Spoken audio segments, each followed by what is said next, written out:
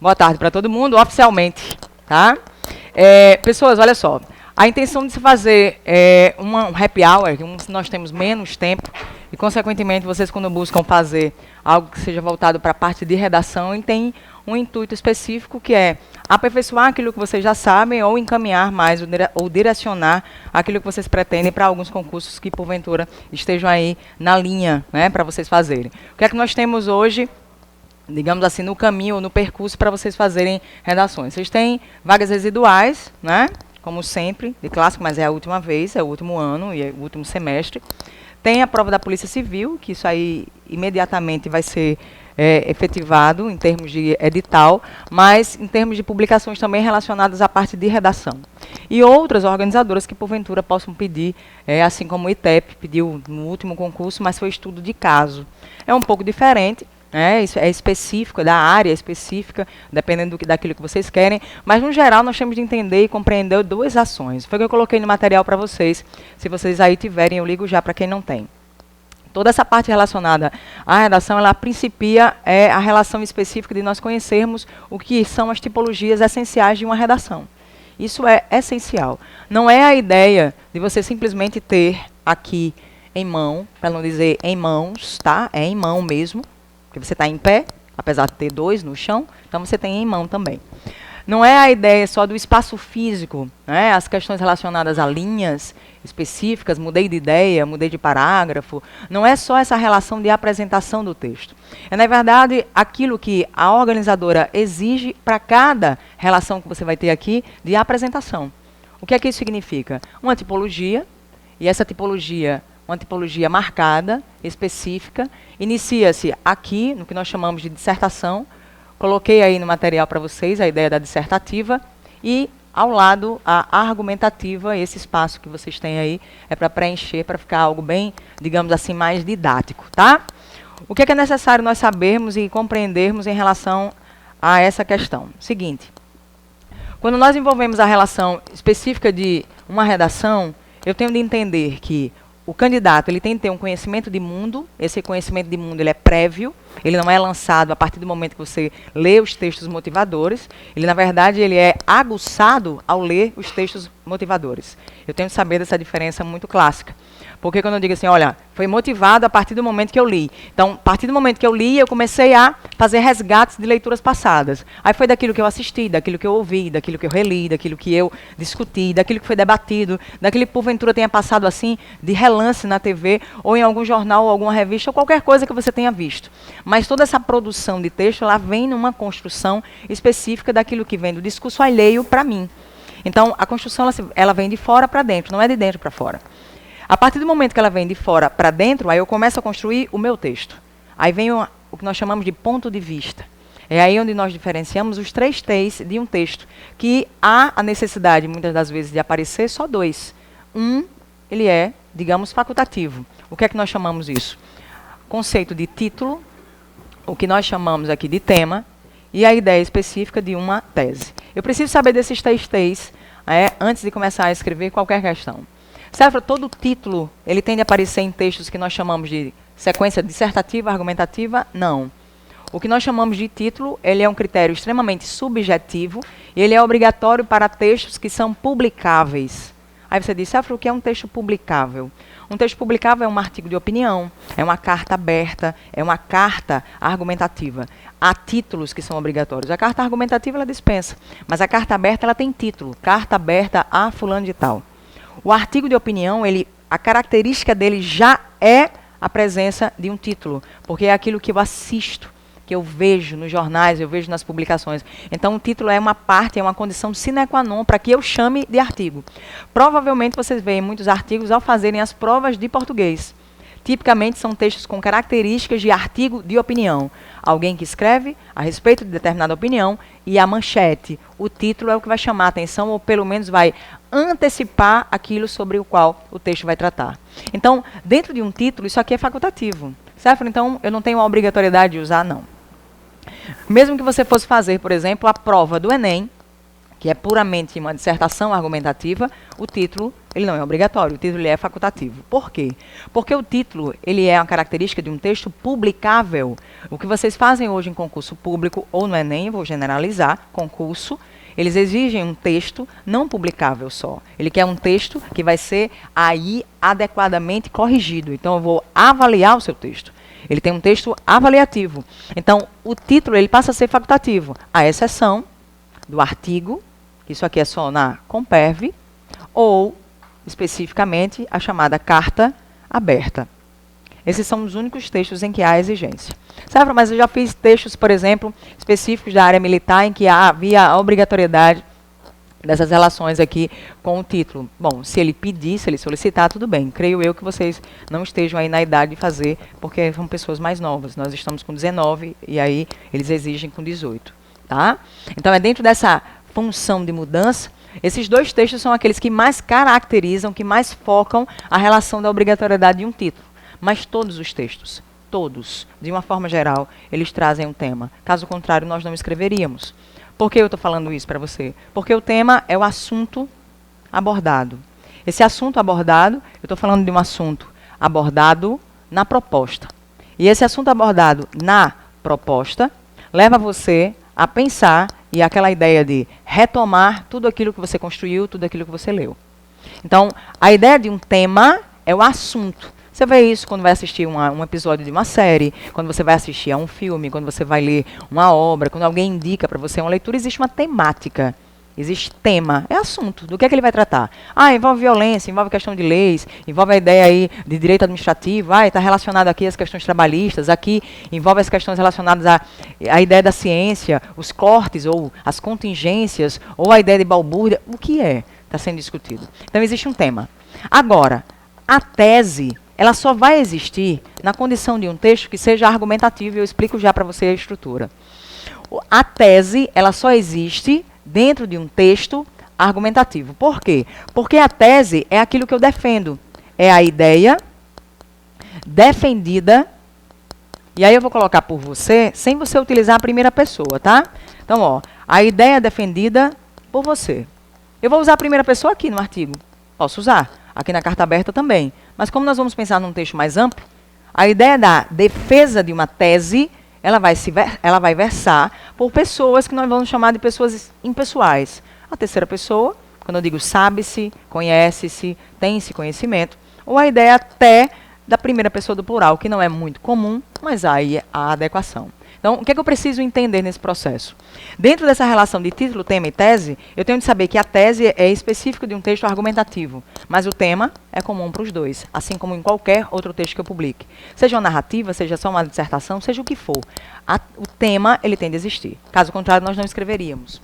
Mas a ideia de uma tese só existe num texto argumentativo. O que é que eu preciso compreender dessa relação? De que a partir do momento que eu tenho uma proposta, que eu preciso colocar isso bem claro em uma proposta, faz com que eu perceba que a ideia temática ela vem em negrito, ela vem em destaque. Escreva um texto texto dissertativo a respeito do seguinte tema, coloca-se sempre em destaque. Eu não tenho que adivinhar nada. Mas os textos motivadores, muitas das vezes isso eu tenho de entender, que eu não posso utilizar como suporte para o meu argumento. Por que eu não posso? Aí você diz, mas espera aí, o texto está lá, mas eu não posso usar? Não. Por que eu não posso? Olha o nome dele. Ele é um texto o quê? Motivador. O que é um texto motivador? Ele vai motivar você a escrever. Como alguém que você tem do seu lado, que mora com você, que vive com você, seus amigos dizem assim, ei, vamos lá, olha, vamos conseguir treinar, você vai conseguir fazer, vamos fazer o concurso, vamos estudar. Motivar. Eu não posso fazer o que ele faz. O texto motivador, ele vai fazer com que eu tenha um chamado recorte temático. Isso. Ele vai fazer assim, agora eu entendi. Se eu vou tratar, por exemplo, acerca de poluição, na urbanidade, a ideia urbana, dentro de um princípio urbano, eu tenho de saber do que é que ele vai focar. Essa poluição é fruto de quê? Do consumismo, das queimadas? Eu vou relacionar a quê? Então, tem uma culpa da sociedade ou existe só aquela questão da política por falta de políticas públicas? O que é que está versado nessa relação textual? Então, o que você tem ali, muitas das vezes pode confundir você. Eu, Cefro, opto por não ler texto motivador. Eu nunca li. Eu dou uma olhada assim, uma pincelada e vou embora. Se for a prova do CESP, aí é que eu não olho mesmo. Não olho nem a pau. um pequeno texto. Mas ele traz para você a ideia de que eu vou ter aquele texto motivador só para exatamente isso, motivar você. Eu preciso que você seja motivado pelo texto. Mas é só uma ideia, eu não posso usar nada dali? Não. Por quê? Passa a ser plágio. O seu poder de argumentação ele não mais vai existir, porque eu vou fazer a cópia do que você disse e eu quero dizer em outras palavras. Qual é o problema maior? Exatamente isso que eu vou dizer. As pessoas tendem a buscar, Séfora, mas aí são dados. Eu tenho dados específicos. Aí eu não posso colocar os dados? Nem eles, não. Aí eu tenho lá, por exemplo, 25% da população mundial, ela passa fome. Certo? Tem estatísticas. Estatísticas que você tem da ONU. Aí você diz, Séfora, mas isso aqui é um dado que todo mundo tem acesso, está lá a informação, isso é importante para o meu texto. Eu não posso usar, não? Pode. Eu vou dizer em outras palavras, aí a pessoa vai e faz assim, ó. 1/4 da população passa fome. Eu interpretei? Não, o que foi que eu fiz? Eu disse a mesma coisa com outras palavras, usando a ideia de numeração. Pronto, aqui tem porcentagem e aqui eu vou usar número fracionário. O que foi que você fez? Nada, porque eu não posso dizer porra nenhuma. Não é? Porque está gravando, eu não posso dizer. Mas dentro dessa concepção você vê, Séfora, você fez o quê? Nada. E aí você diz, e como é que eu posso fazer? Meu amor, fale do outro lado. Fale porque 75% não passam fome. Eu vou fazer agora da forma contrária. Eu tenho aqui 25% da população mundial que passa fome. Se eu for dizer que 1/4 da população mundial passa fome, eu não fiz nada. Eu não tenho interpretação, eu não tenho aí o processo de exemplificação, eu não tenho a ideia de selecionar argumentos, eu não trouxe argumentos de fora, eu não fiz nada. Eu simplesmente copiei o que já estava escrito. Séfora, mas se eu falar dos 75% que não passam fome, e eu começar a mostrar aqui os motivos que fazem com que essas nações não passem fome, que eles tenham, por exemplo, uma agricultura de subsistência, que haja aqui emprego, que haja, pelo menos, incentivo a... Por que é que regiões como a África subsaariana, as regiões da Ásia e algumas regiões do Brasil, específicas, tendenciosamente passam mais fome? O que é que falta? O que é que há nesses 75% que não há nessa região ou nessas regiões específicas? Porque é tão clássico, é tão bonito mostrar que algumas nações elas tendem a distribuir alimentos na África, fazem todas aquelas ações, isso passa na TV e isso não se soluciona. Por quê? Porque não há um incentivo, por exemplo, de eles próprios começarem a produzir isso. Quer dizer que a terra é infértil? Não funciona? Mas para isso as pessoas vão para a África para fazer turismo. Você vai para a savana na África. Você vai conhecer o safari na África. Existe turismo? Existe. Que parte da África é essa? Mais pobre. Então, eu tenho uma construção agora fora do que foi dito aqui. Agora eu estou reinterpretando, agora eu estou explicando, agora eu estou mostrando a minha capacidade argumentativa. Caso contrário, não vai servir. Se eu não fizer isso aqui, não adianta. Não é dizer em outras palavras. Dizer em outras palavras é você fingir que está dizendo algo. É a mesma ideia de você utilizar, por exemplo, etc. no texto. Usar etc. no texto, quando você vai colocar uma sequência de informações e coloca no final e etc., significa dizer, eu não sei mais o que dizer e vou fingir que sei. Ah, Séfora, eu posso mudar o etc. para dizer entre outras coisas? É a mesma coisa, amor, é Chico e Francisco. Entre outros. Que outros? Ou eu digo ou eu não digo. Não tem essa história de meio termo. O texto, ele tem uma característica objetiva, ele tem uma característica informativa, ele tem uma característica argumentativa muitas das vezes. Ou eu digo ou eu não falo nada. Deixa para a próxima. Se eu só sei dizer aquilo que está ali, saindo na minha mão, então pronto, fique ali. Não adianta fazer cópia do texto dizendo com outras palavras em termos de sinônimo, porque não vai servir. Só vai servir se você trouxer algo que não está escrito. Ou seja, eu vou reinterpretar toda aquela instrução. Caso contrário, não serve. Então, o texto motivador, ele motiva você a escrever. Ele não está ali como base de dados para você reescrever. Isso eu tenho de entender muito bem. Você vai fazer uma prova da Comperv e você tem, por exemplo, 2, 3 textos. Às vezes não, só tem um trecho. Às vezes só tem um fragmento, assim. Prova do CESP é um fragmento. Porque ele quer, meu amor, que a informação venha de você. Se fosse para você escrever o que eu já escrevi, eu não pediria para você escrever. Eu faria uma prova oral. Era muito mais fácil do que gastar papel. Então não existe isso. Agora, se você for correr para o Enem, olha aí a idade das pessoas, a tendência de pessoas mais jovens, sem tanta, digamos assim, maturidade e, obviamente, experiência em termos de produções. Acabaram de sair do ensino médio, provavelmente, mas tem pessoas que já, obviamente, terminaram, isso é fato. Não é? Mas são vários textos motivadores, vários, para que o candidato vesse por outro caminho. Vesse por outro. Você vai falar, por exemplo, sobre a persistência da violência contra a mulher.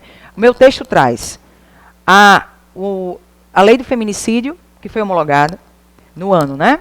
Tem a Lei Maria da Penha, que já existia. Existe o Disque Denúncia. Aí eu vou colocar no meu texto o quê? Para colocar mais leis? Para serem criadas mais leis? Como se eu já estou falando de duas? O que eu tenho que mostrar? Por que persiste?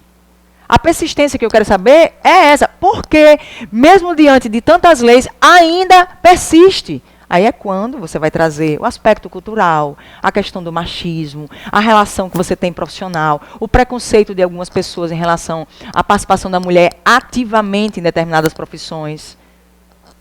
A questão do patriarcado, aí vem o seu conhecimento de mundo, aí vem toda a sua história, vem toda a sua evolução. Então, assim, a ideia de uma redação, ela não é propriamente dita com a relação de eu tenho textos motivadores, está ali o tema, eu sei escrever.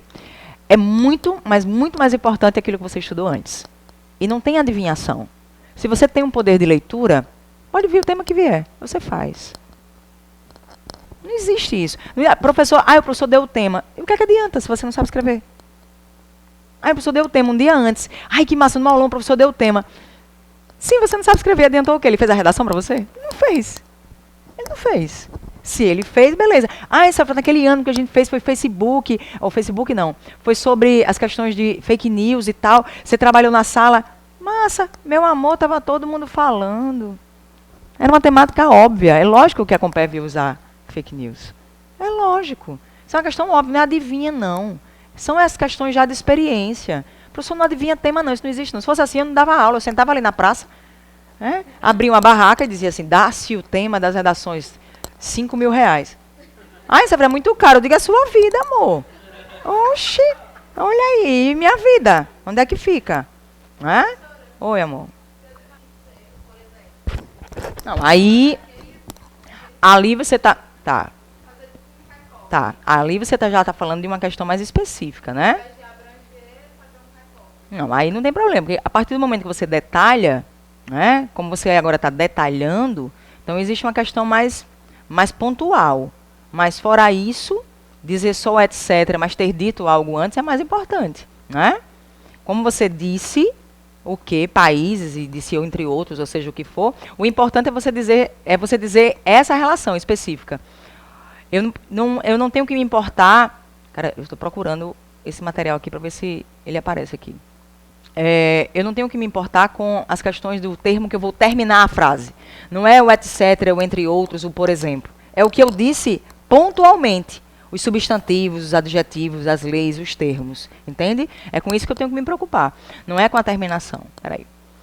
Seguindo a sequência que vocês têm aí, para vocês complementarem e informarem esses espaços, vamos para a primeira ideia, tá? Específica. Séfora, falar a respeito dessas questões de tipologia, a primeira delas que você tem aí no espaço é a sequência dissertativa, tá?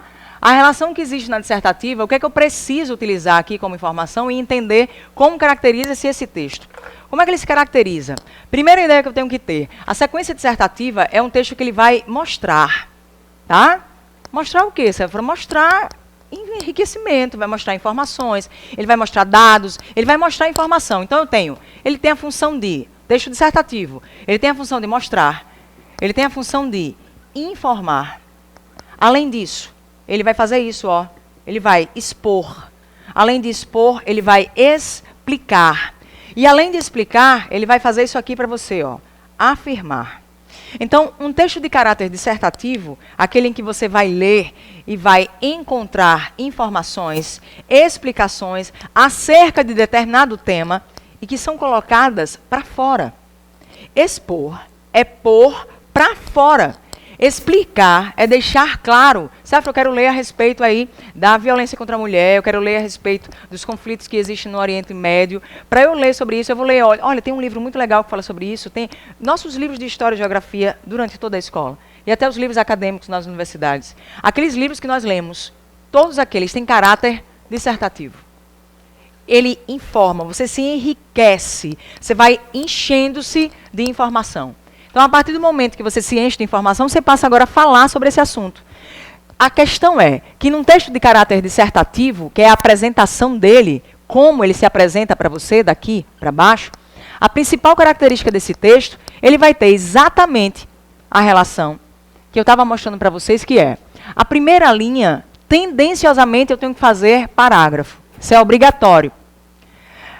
Terminou a primeira linha, eu vou para a segunda. Terminou a segunda, eu vou para a terceira. Terminei o parágrafo, mudei de ideia, eu vou para o segundo. E aí vai, e continua. Eu tenho de perceber que a presença desse recuo aqui da primeira linha é uma das marcas mais importantes de um texto de caráter dissertativo.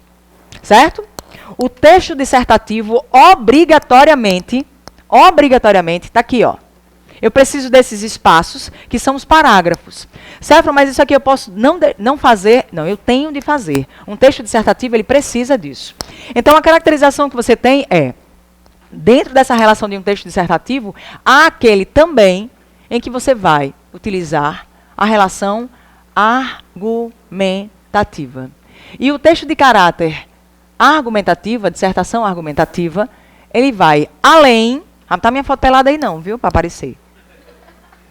Ele vai além da explicação. Ele vai além da informação. Você diz, Cefro, o que é que isso significa? Significa que a ideia da exposição, significa que a explicação, que as afirmações, eu vou agora um passo além do que isso. Eu faço isso para eu chegar ao argumento.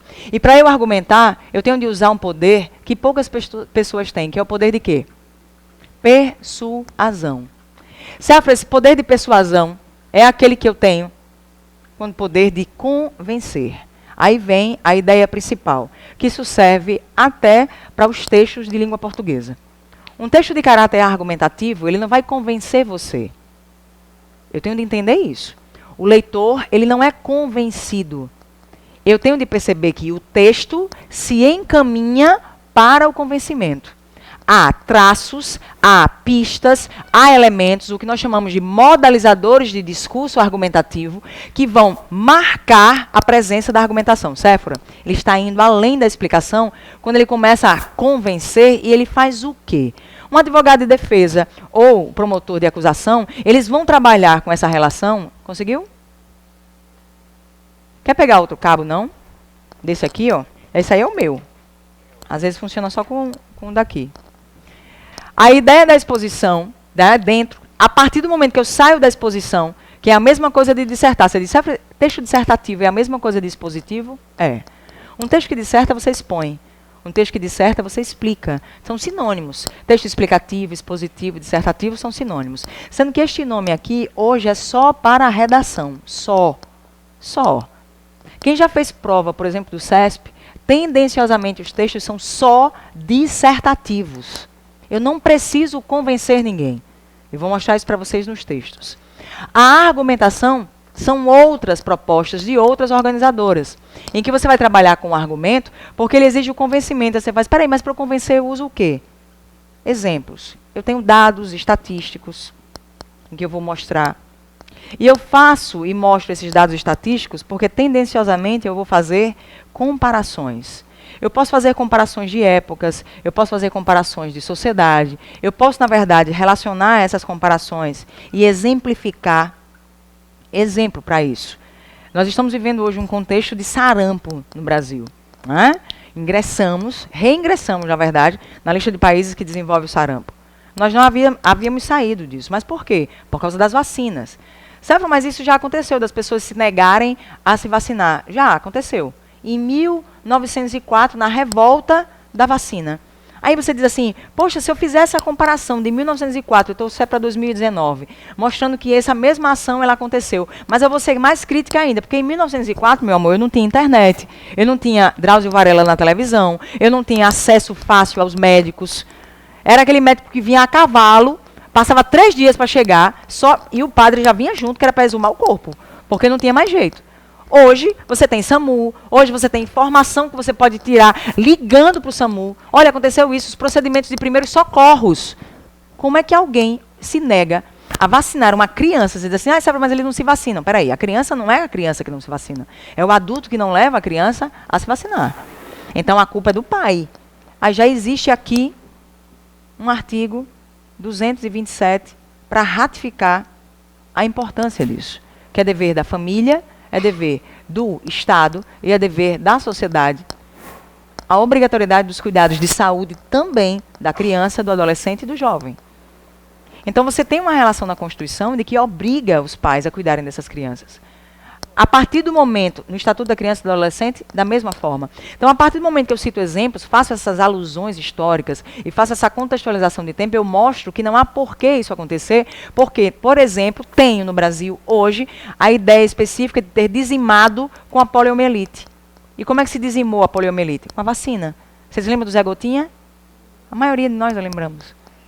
Não tem como você não lembrar do Zé Gotinha. Não tem como você não lembrar. Aquilo era um reforço, assim, ó. A criança, ela se motivava a querer ir, né? Porque você tirava aquela imagem da injeção, da dor, e passava a ser algo bonitinho, né? Fofinho, em forma de gota, aquele bonequinho saudável. Então você dizimou a poliomielite, e isso realmente aconteceu. Dizimamos. Mas sabe por quê? Pelas iniciativas de políticas públicas. Sabe quando isso começou? Em 1994, com o Bolsa Família. Não foi com Lula não, viu? Foi com o FHC. Eu estou falando de políticas públicas, não estou falando de partido não. É iniciativa. Começou isso em 1994. Foi estendido, obviamente, pelos outros governos. Burramente, se alguém não fizer isso. Mas começou em 1994. As crianças começaram a participar efetivamente das ações claras e lógicas a respeito de uma redução, por exemplo, da ideia específica da poliomielite, por causa da vacina. Você disse, mas por quê? Porque simplesmente, para se matricular na escola e receber o bolsa, a criança tinha de estar em dia com o quê? Um cartão de vacinação. Para se matricular na escola, tinha que estar com cartão de vacinação. Então, uma política pública de saúde levou à educação e, consequentemente, da economia também. Então, são ações em conjunto. Sabe, se eu começar a discutir essas questões aqui, eu amplio o meu texto? Lógico. Eu vou começar a citar esses exemplos, porque eu começo a mostrar aqui, fatos sociais e também os fatos históricos para reforçar esse padrão.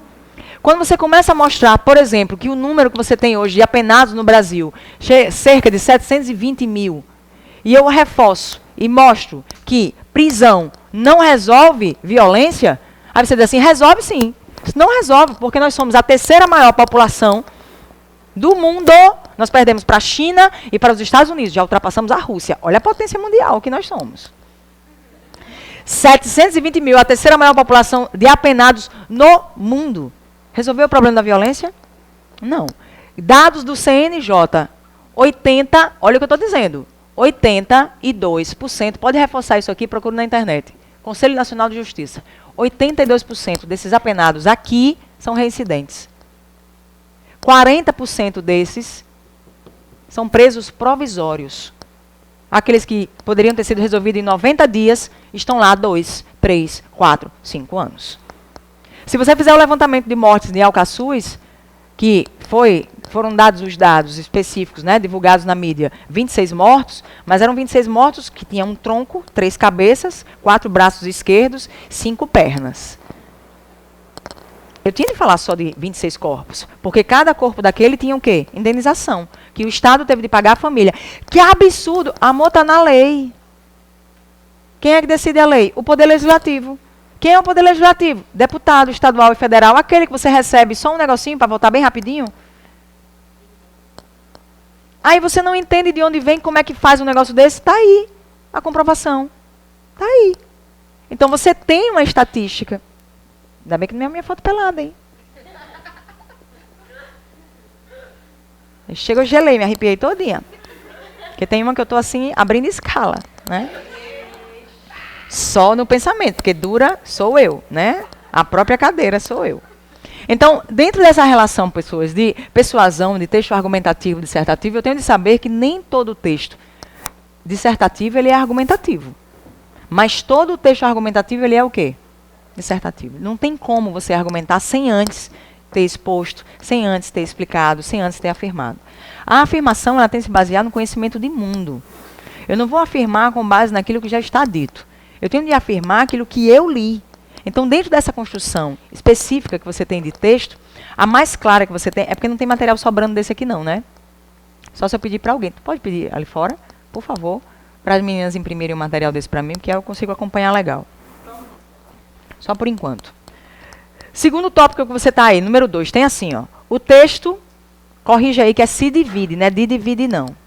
O texto se divide, tá vendo aí? O texto se divide, tá vendo? De é se.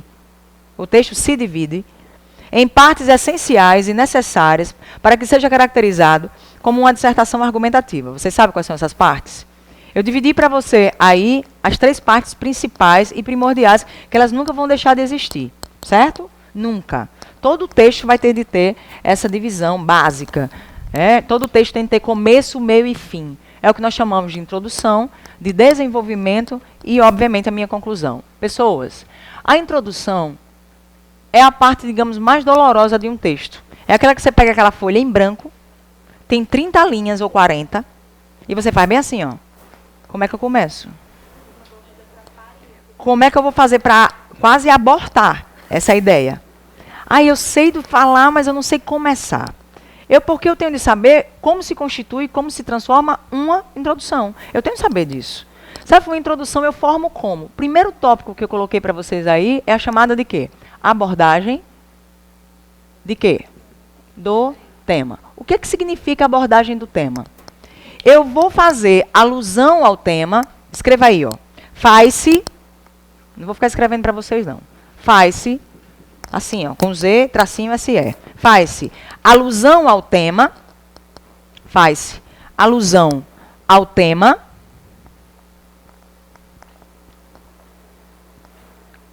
Citando fatos históricos.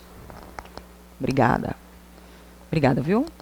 Citando fatos históricos, literários, leis,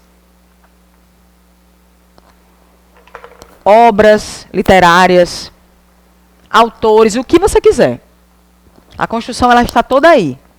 Certo? Para eu fazer essa abordagem do tema, abordar o tema não é repetir o que o tema está lá, não. É você fazer uma alusão. Primeira coisa que você vai ter de fazer. Esses tópicos que eu coloquei para você, 1, 2 e 3, é porque eu tenho 1 período, 2 períodos, 3 períodos, obrigatoriamente. Certo? A introdução tem 3 períodos. Primeiro período é a abordagem do tema, eu vou colocar o exemplo que já está aqui, tá? O segundo tópico, quando eu faço essa abordagem, eu vou mostrar como é. O segundo tópico, você vai entrar em quê agora? O que é que eu tenho de entrar agora? Tá aí escrito, tá aí. Tese. Sabe o que é a tese? A minha ideia. A ideia que eu vou defender é acerca de quê? Do tema. A ideia que eu vou defender é acerca desse tema aqui. O que é que você pensa sobre isso? Dizer, eu acho que... Nem pensar. Pode esquecer disso. Não tem achismo, não tem talvez. Não existe isso. A ideia da tese é a defesa.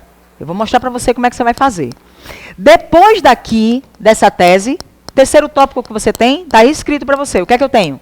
A antecipação argumentativa. Você faz... Você falou o que é a antecipação argumentativa?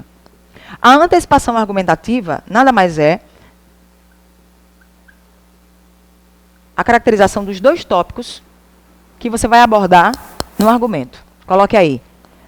Os 2 tópicos que serão abordados, os 2 tópicos que serão abordados no desenvolvimento, tá? Então vamos lá. Certo? O que é essa antecipação argumentativa? Os 2 tópicos que eu vou aqui relacionar dessa tese. Você faz, entendi não. O exemplo que está embaixo. Está vendo logo abaixo da abordagem, da tese e da antecipação. Você vai fazer essa redação em 10 passos. São 10 passos. Aí são os primeiros 3, na introdução. Eu vou mostrar para você como você faz essa abordagem. E você vai resolver fácil e vai detectar facilmente qual é o tema desse texto que eu fiz aqui. Tem assim, ó. Na Grécia Antiga, Hipócrates, conhecido como pai da medicina, entendia que a anatomia humana exige o constante movimento do corpo e a inércia iria de encontro à natureza do ser humano. Você está vendo isso aí? Pronto. Isso aí foi a abordagem do tema. Pela abordagem do tema, do que você vai falar? Eu fiz uma alusão com Hipócrates, falei que ele era o pai da medicina, eu disse que ele entendia a anatomia humana, que exige o quê? O constante movimento do corpo. E a inércia, o que é que ela faz? Vai de encontro à natureza do ser humano. Do que é que eu vou falar? Diga. Qual é a temática desse texto? Sedentarismo. Saúde envolvendo sedentarismo. Nós temos hoje 62% da população sedentária. 62, viu? Aí você disse, mas aí você não falou o nome sedentarismo. Eu estou fazendo só a abordagem do tema. E eu já fiz a abordagem do tema. Eu usei um reforço teórico de alusão histórica, usei Hipócrates, que tem a relação, obviamente, com a medicina, certo? Se eu estivesse falando, por exemplo, acerca da inclusão digital do idoso na sociedade brasileira. Aí você faz assim, inclusão digital do idoso? Porque a maioria hoje dos idosos doentes, a maioria dos idosos hoje depressivos, sozinhos, abandonados. Aí o que é que você vai pensar? Você diz assim, sabe, se eu fosse fazer uma alusão histórica, eu por exemplo, seguiria duas vertentes. Um que todo mundo conhece, pode ter assistido, Up, Altas Aventuras. Vocês já assistiram Up? Começa com a morte da mulher, o velhinho, Sr. Cole, né? Ele fica sozinho. O que é que está chegando que está querendo expulsá-lo dali e mandar ele para um asilo? O que é que está chegando ali? A modernidade, o desenvolvimento da cidade, os prédios, as construções. E ele com aquela casa tradicional no meio de todo mundo. Vocês já assistiram esse filme? Aquele não é desenho animado não, viu? Ele é só colorido, mas é um filme. Porque você já começa nos 10 primeiros minutos chorando depressivamente. Aquilo ali não é filme lindo, ai que legal. Não, não tem isso. Não, é uma que eles se encontram desde pequenininho, dos balões, que ele leva a casa para um outro lugar. Então, esse filme, você faz alusão histórica, você poderia fazer a abordagem com ele. Aí você diz assim, sabe, eu quero uma coisa mais clássica. Eu não sou tão adolescente assim. Aí eu quero usar, use Simone de Beauvoir. Tem uma obra chamada A Velhice. Pronto. Você vai do grego ao troiano. Você vai agregar todo mundo. Quem é que ganha mais pontos? Citando Up, Altas Horas ou Simone de Beauvoir? Não tem isso, amor. O lance é você ter abordado o tema com essa ideia, perspectiva que você tem. Uma diversidade sociocultural. Eu começo na primeira linha com essa diversidade sociocultural. Aí você diz, beleza, tá aí o primeiro tópico. Tá massa aí. Eu vou tirar esse daqui que está atrapalhando. Tá aí o primeiro tópico, certo? Eu tenho aí o primeiro tópico. Ok, a abordagem do tema está aí. Cadê a minha tese? Olha aí o segundo período. Você está vendo o elemento que começa o segundo período? O que é que eu tenho aí? Tá. Eu tenho de problematizar. A tese, ela tem de ser problematizada. Para eu problematizar a minha tese, eu tenho de usar um elemento coesivo que seja adversativo. Em contrapartida, no entanto, entretanto, não vai usar um mas. Mas aí não cabe, porque mas é muito curto. São para ideias e frases assim pequenininhas. Não cabe numa construção desse de parágrafo. Um entretanto, um no entanto, um em contrapartida é o típico elemento que você vai utilizar sempre na introdução. Certo? Mas por quê? Porque a abordagem do tema, meu amor, é uma ideia positiva. Eu mostro a ideia de Hipócrates, mostrando que a inércia vai de encontro àquilo que ele mostra, que ele necessita, que é o corpo precisa estar em movimento. Certo? Então, o estado de inércia vai de encontro à natureza humana. Aí, o que é que eu faço? Em contrapartida, nós estamos vivendo um contexto completamente o quê? Diferente e divergente. Aí está aí a ideia. Sublinhe esse elemento coesivo para você saber que tem de estar aí, certo? Destaque. Coloque entre um e outro aqui, quem está escrevendo, coloque aqui, ó, entre um e outro, eu tenho que começar a minha tese com um elemento adversativo. Adversativo. Tem de começar. Pessoas, são contados para vocês os elementos coesivos. Toda a proposta de redação, seja do CESP, seja Comperv, seja FCC, seja o que for, você tem pontos exclusivos para elementos coesivos. Elementos coesivos. Eu tenho de fazer isso em todos os meus períodos. Todos os meus períodos têm de ter elementos coesivos. Não há construção de um texto sem valores semânticos. Eu tenho de perceber que meu texto está rolando, que ele está dando continuidade. Certo? Eu fiz a apresentação, beleza, agora eu mostro o problema. Vamos lá, qual é a tese que coloquei aí? Em contrapartida, olha a expressão que tem. Substancial parcela dos indivíduos fez da inércia um hábito. De modo que o sedentarismo tornou-se um grave problema, ok? E há a necessidade de que se desconstrua o excesso de atribuições diárias e as consequências nocivas à saúde. Agora vamos descrever. Eu coloquei em um só, eu poderia ter colocado um ponto final.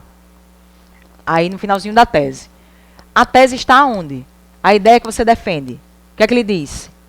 Que substancial parcela fez o quê? Fez, diga, da inércia um hábito. Certo? Aí diz aqui, ó, de modo que o sedentarismo tornou-se um grave problema. Pronto. Eu pararia aí. Eu poderia colocar um ponto final exatamente aí. Eu poderia, se eu quisesse, colocar um ponto final aí. Depois de problema. Tá? Ponto. Diante disso, com isso, certo? Nesse viés, sob essa ótica, aí eu posso fazer o que eu quiser, mas eu tenho de colocar um elemento coesivo. Se eu não colocar um elemento coesivo, nego, não rola. Tenho de colocar. Eu tento fazer isso. Eu só coloquei um i, certo? Eu dei continuidade. Você, se quiser, coloca um ponto. Aí faz assim, diante disso, aí diante disso, vírgula, né? Diante disso, vírgula. Há a necessidade de que se desconstrua o excesso de atribuições diárias e as consequências nocivas à saúde. Diga para mim, quais são as antecipações argumentativas?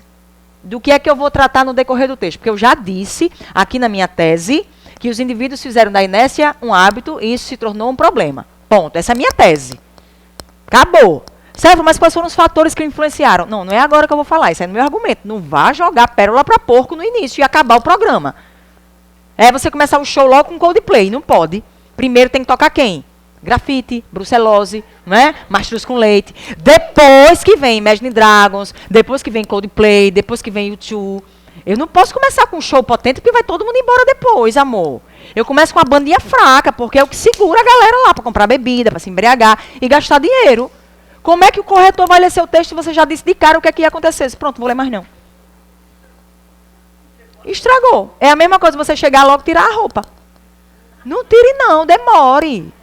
Demore. Vá com os negócios tudo amarrado, aquela cinta liga, bota os negócios, corrente, né? Deixe bem demorado.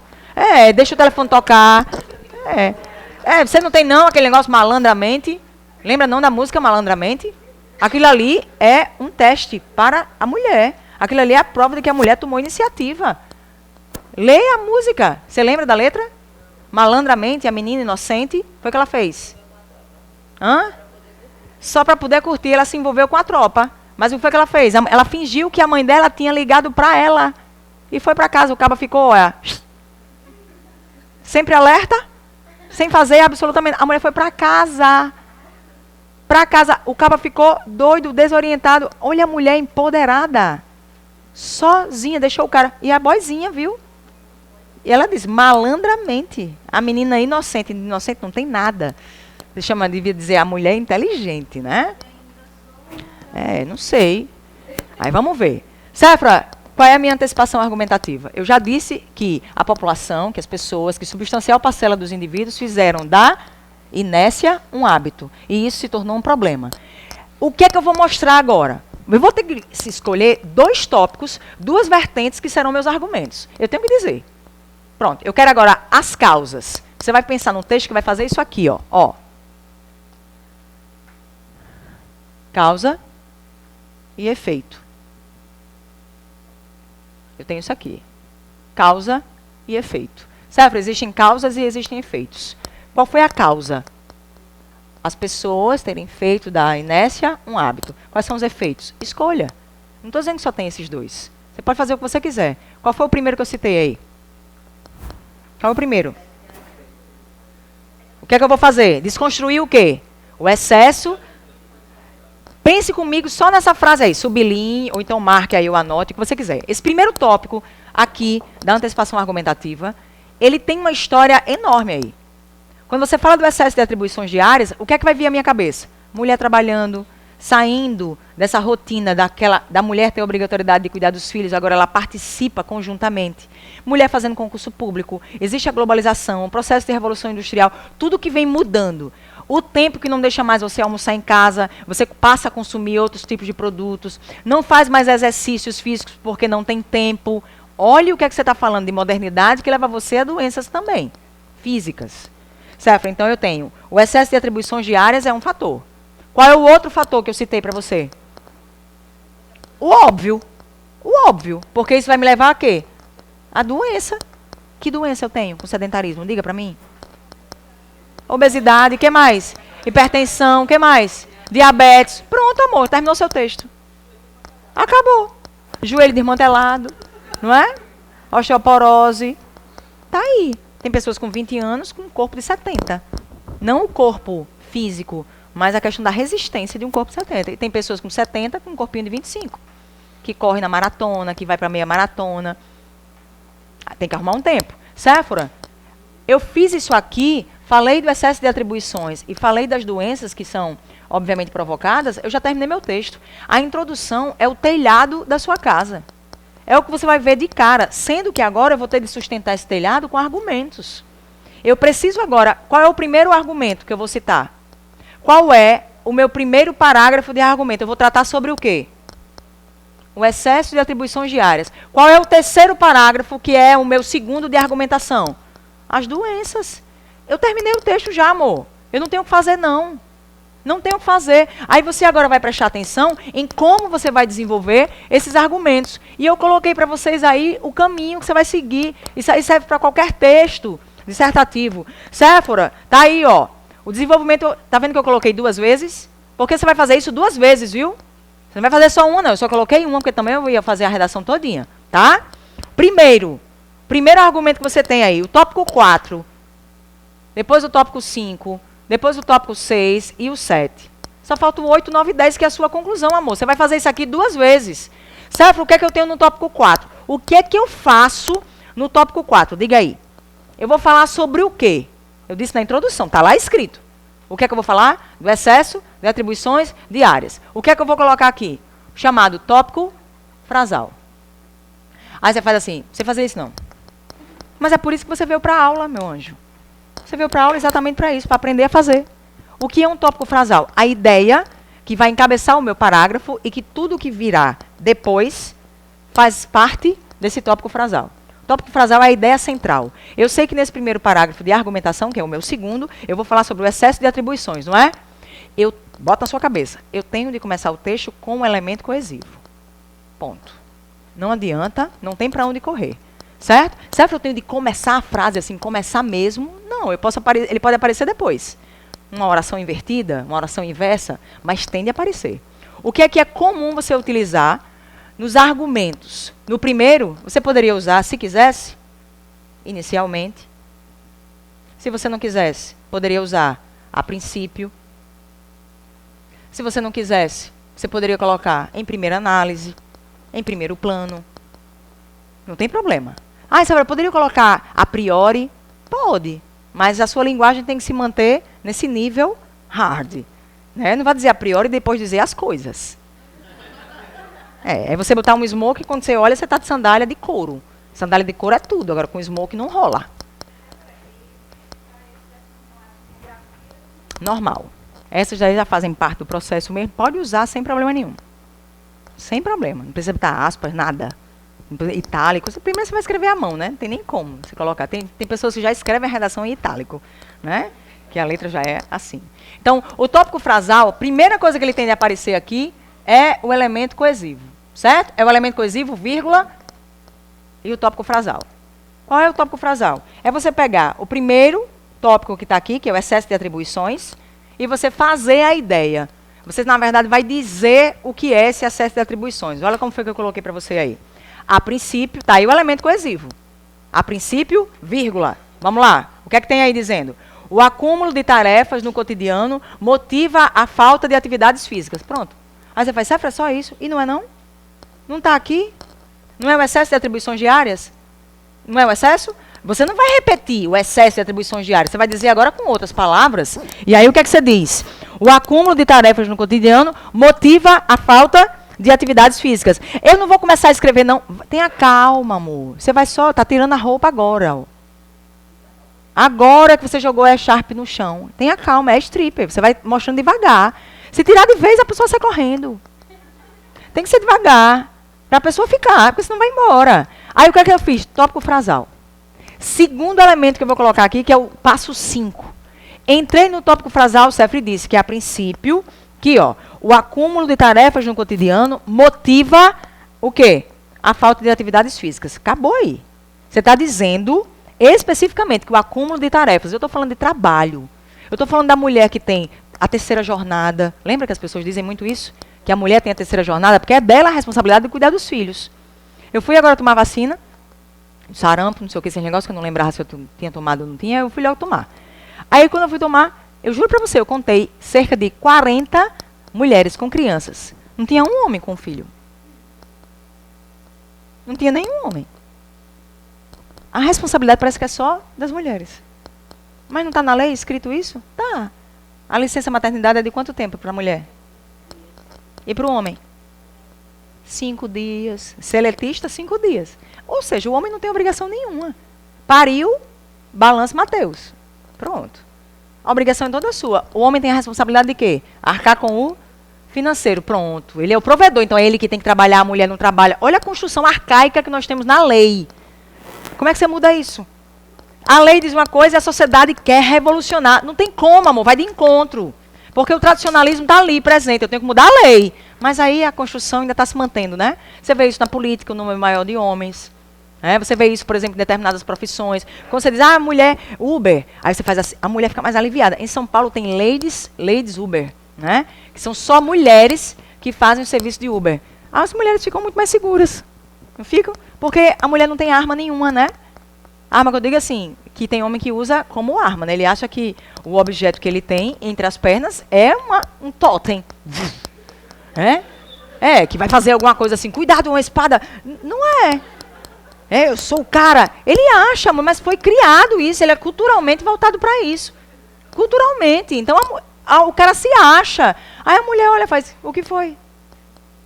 Tem mulher que olha e faz, sim, tá certo. O cara tirou a roupa. Ai, Céfala, fiquei incomodada porque vi um cara. Aí ele foi, isso é um relato real.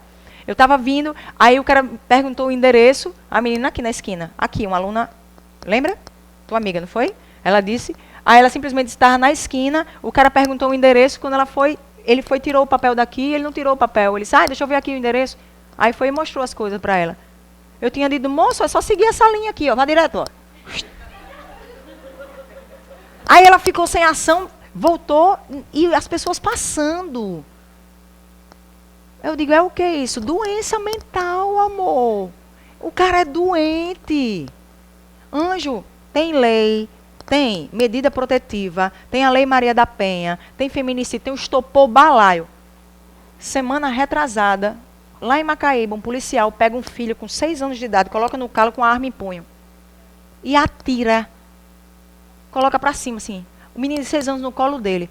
O outro agora se suicidou, jogou o carro embaixo do caminhão, fez o filho mandar mensagem para a mãe para dizer para ela aprender que ele vai morrer, para ela nunca mais esquecer. Uma mãe faz isso? O homem, tem homens, não vou dizer o homem, desculpe. Tem homens que não sabem lidar com a rejeição. Ele não aprendeu. Porque ele é o dono do harém. Então, quando a mulher diz assim, você não me quer, espera aí, eu tenho tudo o que você quer. Não tem. Não é isso que eu quero. E aí o cara não entendeu ainda. Então, tem de ter um tutorial para esse cara. Porque a lei, não adianta. Tem medida protetiva? Tem. Tem prisão? Tem. Vai para cadeia? Vai. Mudou a lei agora, não é? Mudou a lei agora. Vai ter que arcar com todas as despesas. Para ver se o cara se situa. E se o cara não tiver porra nenhuma, não tiver dinheiro, ele vai dizer o quê? Ele vai alegar o quê? Se você tem um índice muito maior de pessoas que sofrem violência de baixa renda. Mas tem que ter. Não, beleza, a iniciativa foi maravilhosa. Tudo bem. Mas ele vai alegar que não tem. E aí, o que é que você faz? Mas é legal, tem de ter. Tem de ter. Mas o cara tem um problema de saúde mental, pessoas, é muito mais sério. Não é uma questão de lei, é saúde mental mesmo. É outro critério. A mesma responsabilidade que você tem de ter, quando eu assumo características específicas de uma sociedade que exige de mim a presença marcante no mercado de trabalho, e eu começo a trabalhar, eu tenho que saber dividir quando você, obviamente, opta por viver a 2. Ou a 3, ou a 4, porque agora é diferente. Né? Então, você tem um contexto. Se você opta por viver a 2, que é o mais comum, você tem que dividir as obrigações. Porque isso aqui não é responsabilidade minha, é de todos. É um acordo. Tanto que você tem testemunha, não é? Tem que assinar. São 2 empresas que vão se unir e transformar em uma só. Passa a ser limitada, não é uma sociedade anônima. É limitada. Não é? É limitada. Tudo, o que acontece para um tem que acontecer para o outro. A responsabilidade é igual. Não, porque eu já fiz o filho, a obrigação sua é de balançar. Peraí. Que conversa é essa, bicho? Não rola, não. Então você tem de pensar nisso. Dentro desse contexto hoje de saúde é a mesma ideia. Não é porque o homem tem de se cuidar mais. É porque o risco de morte para o homem é muito maior. Muito maior. Por quê? Porque ele tende a trabalhar mais tempo e cuidar da saúde menos. A mulher não. A mulher tende a buscar um pouco mais. Mas ainda há muitos problemas com mulheres hipertensas, AVCs. Como é que uma pessoa com 30 anos, 35 tem um AVC? Isso não é comum. Antigamente, quando nós éramos menores, nós pensávamos sempre na morte para as pessoas mais velhas. Nós víamos nossos avós morrendo, nós víamos um tio mais velho, uma tia, a madrinha da nossa mãe, alguém. Não víamos pessoas jovens morrendo. Você está falando de bala perdida, você está falando de acidente, você está falando de bebida, você está falando de droga. A antecipação da morte. Então, quando você fala sobre saúde, você diz que o acúmulo de tarefas no cotidiano motiva a falta de atividades físicas, aí vem agora o contexto para você explicar. Você diz, a esse respeito está aí o elemento. Você pode usar isso sempre. A esse respeito, olha o contexto agora que você vai trabalhar, que está aqui, ó. O contexto que você vai fazer é o quê? A fundamentação. Sabe o que é fundamentação? O que é isso aqui? A fundamentação é a sustentação, é o argumento que vai sustentar a sua tese. Eu vou fundamentar agora. Prove. Prove. Agora eu vou buscar um argumento de autoridade para confirmar isso. Não precisa ser uma pessoa, pode ser um fato histórico. Olha o que é que você tem aí na fundamentação. Tá aí, ó. A esse respeito, no final do século XX, a terceira revolução industrial. Tá vendo aí como é que se escreve terceira revolução industrial? Iniciais maiúsculas, tá? Não precisa colocar terceira com número ordinal. É terceira mesmo, por extenso. Certo? A terceira revolução industrial possibilitou o acúmulo de atividades e tornou confortável a vida das pessoas. Pronto.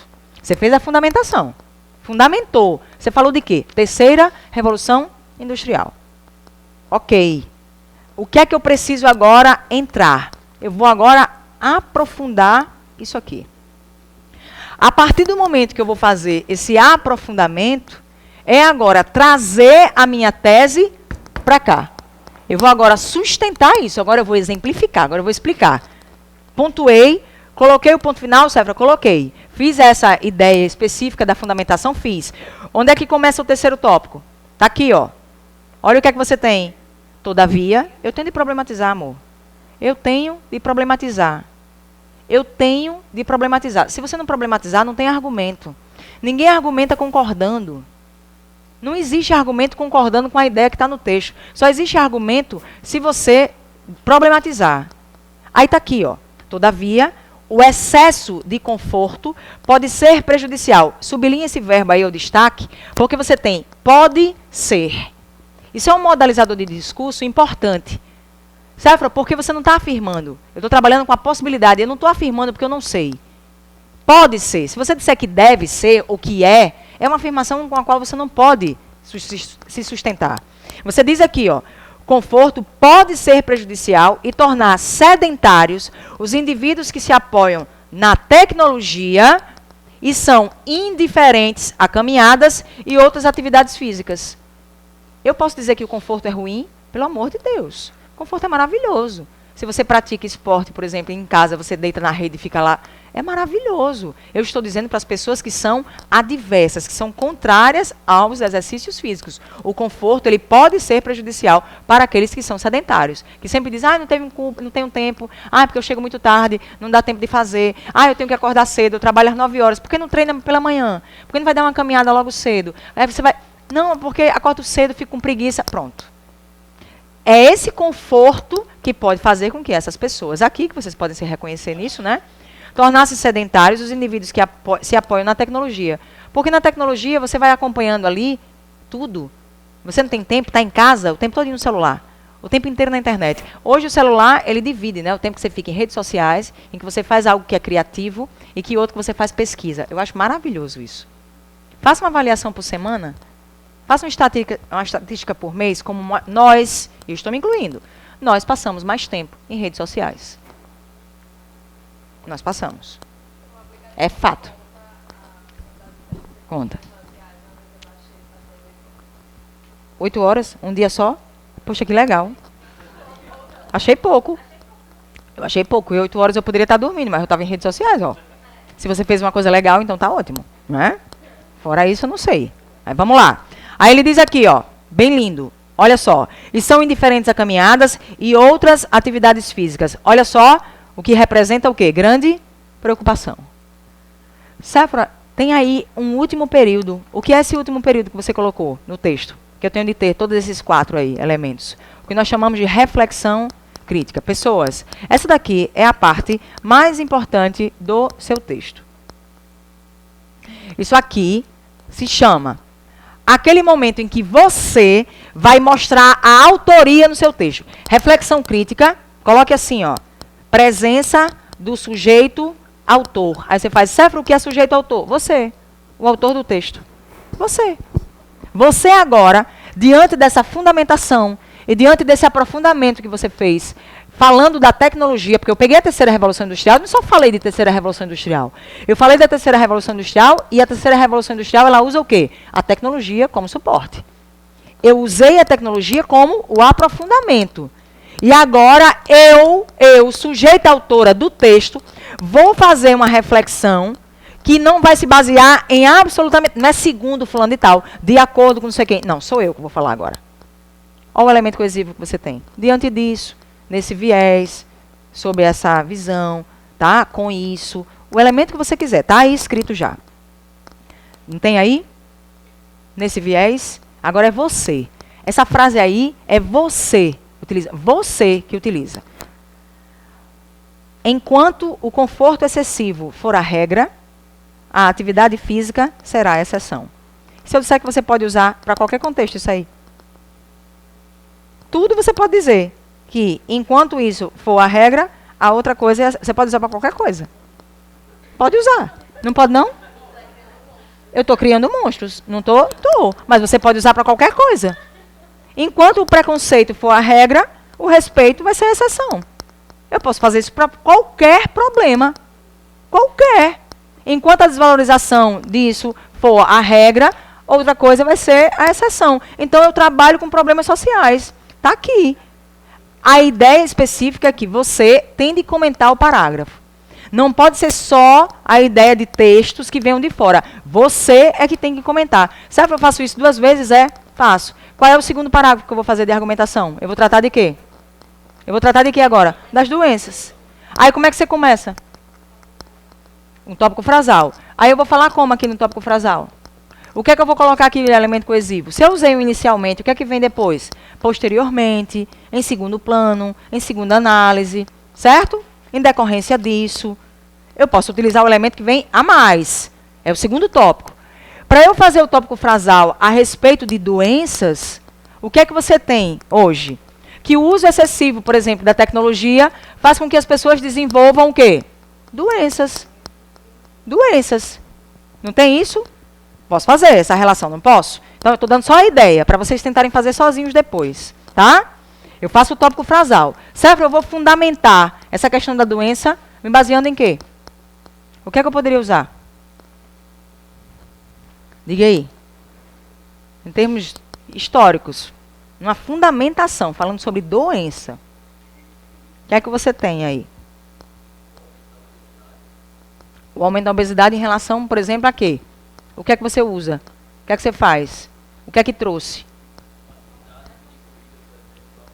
O uso de aplicativos, as questões da modernidade hoje, a facilitação que você tem de comunicação pela internet. Esse uso excessivo de aplicativos para tudo é um processo que nós chamamos aqui, ó, de uberização. Não, mas isso aqui é muito sério, viu? É uma das temáticas mais modernas que você tem hoje para discutir.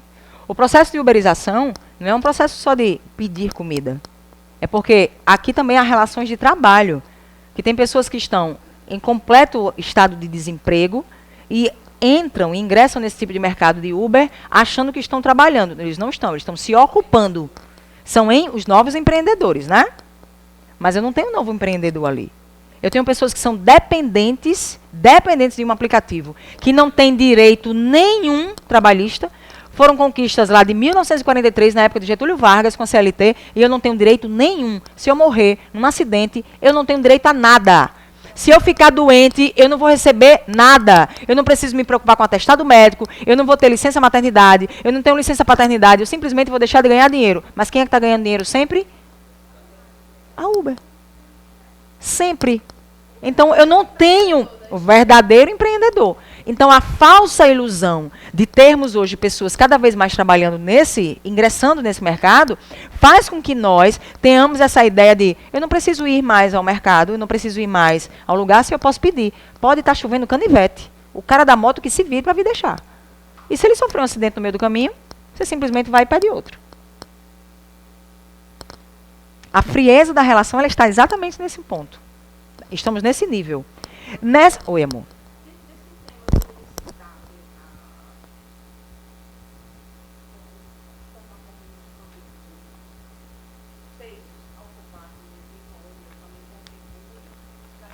Sim, que é o processo de industrialização, mas isso ainda é mínimo.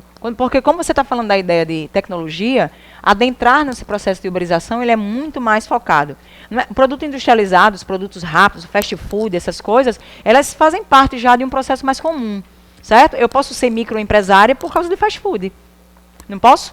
Eu posso ter meu trailer, fazer comida, né? Você tem hoje na internet pessoas que fazem comida gourmet, que fazem comidas fit. Isso aí tem um mercado que está crescendo em ascensão. É diferente, você tem um microempresário. Eu preciso abrir minha microempresa. Mas eu preciso ter capital de giro, eu preciso ter dinheiro para isso. São pessoas diferentes. Eu estou falando de pessoas que se inscrevem em um aplicativo, que não tem absolutamente nada para provar. Nada. Eu não tenho que mostrar nenhum tipo de conhecimento acadêmico, absolutamente nada. Nem tratamento. Se você foi violento, se você não foi, se você tem arma, se você não tem. Pouco me importa. Eu mostro antecedentes criminais. Isso aí tem que fazer. Né? Você mostra e tal. Tem que ter carro, tem que ter moto, ou simplesmente tem que ter uma bicicleta. Ou só a mochila da Uber. Porque o que é que está acontecendo? Eles têm a mochila da Uber, vão para São Paulo, por exemplo, alugam aquela bicicleta do Itaú ou do Bradesco, e eu uso aquela bicicleta, que é um outro processo de aplicativo. Ou seja, o dinheiro que eu vou ganhar, que já é pouco, eu já tenho que ter uma parte para pagar o aluguel daquilo ali. E eu acho que eu estou trabalhando. E as pessoas estão deixando de se qualificar porque elas estão ocupadas demais. Aí você diz assim, sabe, mas eu tenho um gerente, um cara que trabalha no banco, um amigo meu que é advogado, agora está sendo Uber. Por quê? Desemprego. Ele quer fazer concurso público? Não tem. Ele quer trabalhar em algum lugar? Não tem. Mas ele se formou em Direito, tem mestrado não sei onde, tem doutorado não sei. E daí? E daí? Eu conheço diversos. Na minha família tem 3 que são engenheiros que trabalham na Caixa Econômica. Tios, né? Um engenheiro químico, um engenheiro não sei de quê, não serve de porra nenhuma. Trabalhando, fez concurso na Caixa Econômica, no último, né? Pronto. Trabalhando na Caixa Econômica. E a engenharia? Tá. A ideia que você vai ter agora é que essas pessoas não vão usar mais aquele sistema acadêmico, a universidade, para, obviamente, lidar com o financeiro. Vão crescer ali não porque são engenheiros, mas porque ingressaram são servidores públicos. É um outro contexto. Por isso que você tem uma busca muito mais recorrente para estudo do que em outros tempos. Veja a participação da mulher hoje em concurso público. Como você tem, tanto quanto os homens. Agora veja também órgãos públicos que não se preocupam com essas questões de que se é homem ou se é mulher. Mas a Polícia Militar ainda tem, Guarda Municipal ainda tem vaga específica para mulher, bem menos. Você vai fazer o concurso da Polícia Civil, tem vagas para homem e para mulher? Polícia Federal tem? Para delegado? Só o que você vê hoje nas entrevistas, mulheres delegadas bem novinhas. Você olha e faz bem assim, ó. Meu irmão, a boy bem novinha. Rica e bem novinha, mas corre riscos. Mas tá ali por mérito, porque ninguém obrigou. Ela não tá ali porque não tinha o que fazer. Ela não entrou, não é o Uber. Ela tá ali porque ela fez concurso, fez redação, fez avaliação, investigação social, todos os processos. Aquilo ali é meritocracia. É mérito. Corre riscos? Corre. Mas a pessoa gosta do que faz. E aí? É uma questão. Não é? Mesma coisa, você quer ser policial. Ah, eu quero ser policial. Por quê? Eu sou doido para atirar. Aí você já sabe que a pessoa tem um problema. Né? Mas se ela tem uma outra intenção, é uma outra coisa. Porque eu gosto de super-heróis, eu sempre quis ser um super... Não sei, tem a questão do instinto de proteção, de salvar, né?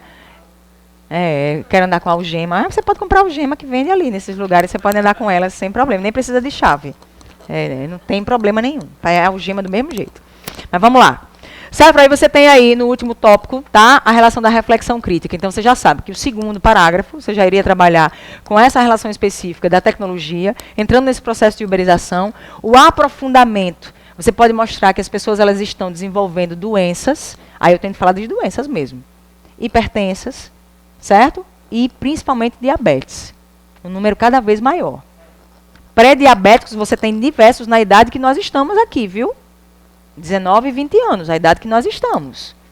Pré-diabéticos, pela falta de exercícios físicos, pela falta da prática de exercício. Olha o que é chega, bichinho, menino, coisinha. Hipócrates falou. A necessidade, é porque aí eu vou lembrando quando eu digo bichinho, coisinha, menino. Aquele menino que a gente tem no WhatsApp, Hipócrates, popó. Então você tem um contexto. Oi, amor.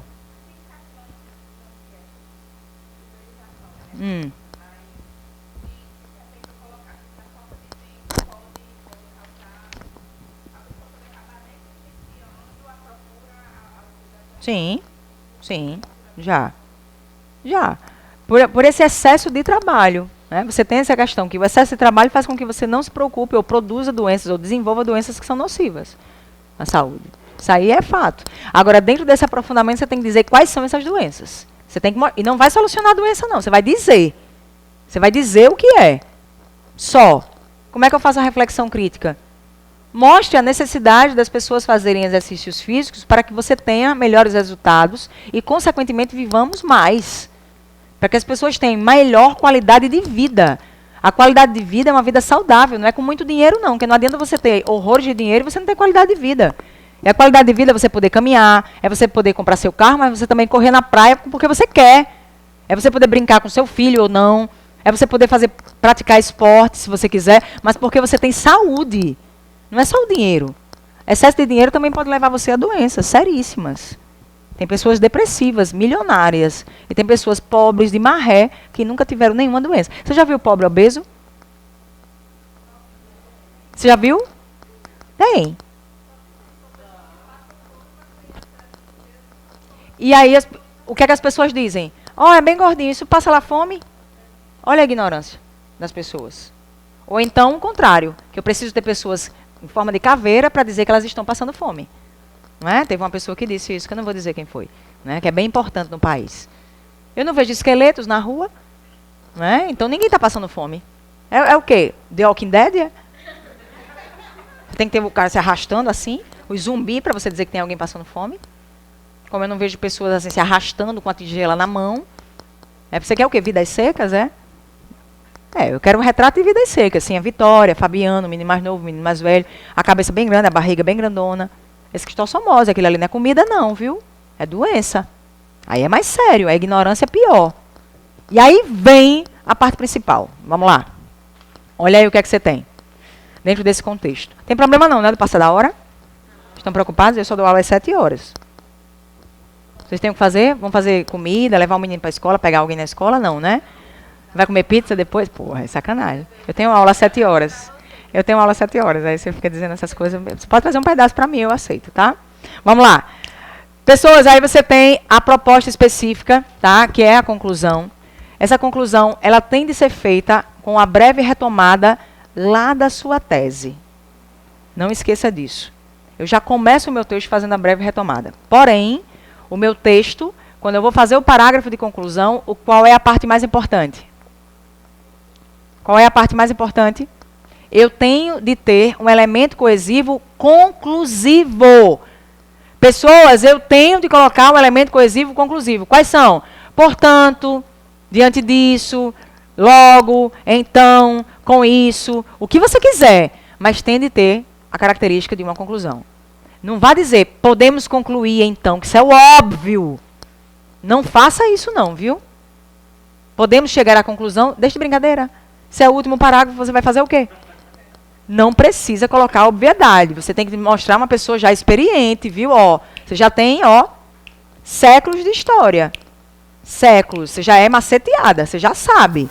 Sabe como é que eu faço essa breve retomada? O que foi que nós colocamos como tese? Nós pusemos o que como tese? Qual foi? Qual foi a tese? Que a natureza do ser humano Mas os indivíduos, eles fazem o quê? Fazem da inércia o quê? Um hábito. Isso tornou-se um problema, não foi? Então, o que é que você vai fazer agora para essa relação específica que você tem da breve retomada? Portanto, para que não tenhamos uma sociedade que faça da inércia um hábito, algumas medidas podem ser tomadas, algumas medidas podem ser efetivadas. Ponto. Algumas soluções podem ser efetivadas. Ponto. Eu já vou dizer o que é que eu vou fazer. Isso aí é o tópico frasal da sua breve retomada. É você ratificar, é você reafirmar a sua tese. Mas reafirmando, mostrando que alguma coisa tem de ser feita. Aí você diz, espera aí, Sefra, então você está encaminhando seu texto para soluções. Pessoas, há formas diferentes de você concluir.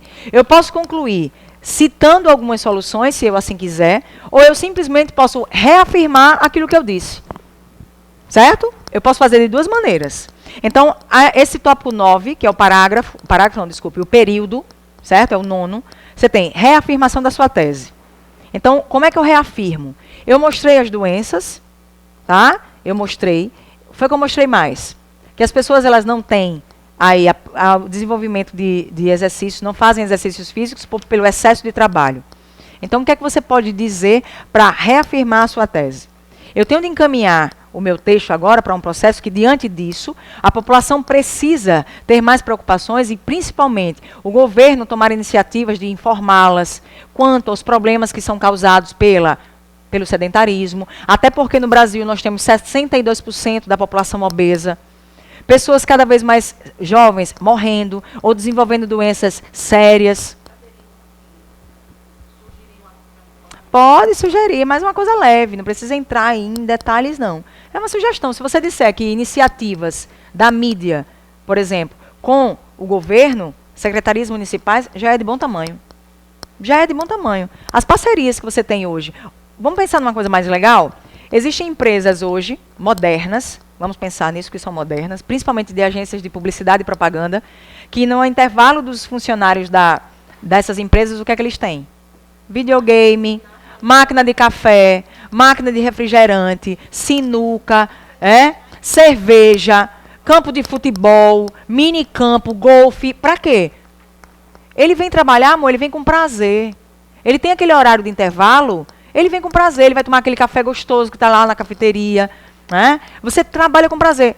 Mostrou agora uma reportagem na TV, que uma agência de publicidade, as pessoas estão levando já, sabe quem para o trabalho? O cachorro. Aqui em Natal? Tá vendo? Dá ódio. Tudo é em São Paulo. Tudo acontece em São Paulo. Você leva seu cachorro pro trabalho. Aqui em Natal, se você levar o cachorro, a pessoa já olha assim, ó. Mulher, eu tenho uma alergia, né? O cachorrinho é a coisa mais gostosa do mundo. Porque você traz as coisas de casa pro seu trabalho, você fica muito mais feliz, você produz mais, eu tenho resultados. Sozinho, que você mora só e tal. É inteligência, criatura. Aí o povo aqui é tradicional. Eu queria dar aula levando minha cachorra. Todo mundo ia ficar bem quietinho, não ia não, porque a Morena fica sentadinha ali, bem assim, ó. Com o cachorro ela ficava. Você levou? É bom demais. Aí é massa. Tem que mudar, né? Mas isso está acontecendo muito na parte de agência de publicidade. Em publicidade acontece muito. As pessoas vão de sandália, tem cabelo colorido, cabelo azul, amarelo. Ninguém quer lá saber, eu quero saber do que você produz. Eu quero o resultado, eu quero saber como você está vestido. Isso é muito no meio jurídico, né? A beca jurídica, meu Deus, ternos, camisas assim impecáveis, as mulheres muitíssimo bem vestidas. Mas tem que ter, tem que quebrar, que não tem obrigatoriedade, não tem escrito em lugar nenhum que você tem de ter o cabelo. Tem que ser, mas tem que ser mesmo. Aí você tem aí, na 10, o chamado final feliz. Você faz, sabe que porra é isso, o final feliz? O que é o final feliz? Você simplesmente vai pegar o que você disse aqui, ó. Aqui na abordagem do tema. O final feliz é você pegar a ideia que está aqui, que você falou de Hipócrates, da questão da inércia, e agora vai terminar o seu texto citando ele. Assim, para que tenhamos uma sociedade mais saudável e aquilo que foi pregado ou aplicado por Hipócrates se torne uma realidade, ou seja, as pessoas entrem em movimento e a inércia seja deixada de lado, essas medidas têm de ser aí efetivadas. eu ratifico o que foi dito na abordagem do tema. É você, na verdade, reescrever aquilo que Hipócrates falou. E só. É dentro desse padrão. Você diz assim, sabe, agora eu já sei. Lógico que você não sabe. Vai fazer sozinho, vai dar problema? Vai. Vai engatar a primeira, a segunda? Vai. Mas se você não praticar nenhuma vez, aí vai ficar só aqui na sua cabeça. Eu tenho que colocar a mão na massa. Não já está feito aqui o primeiro parágrafo e o segundo? Faça o terceiro e o quarto. Não tem problema nenhum. Tente. Agora, sem tentar escrever e achar que não sabe, ou achar que já sabe sem ter feito, é problemático. Né?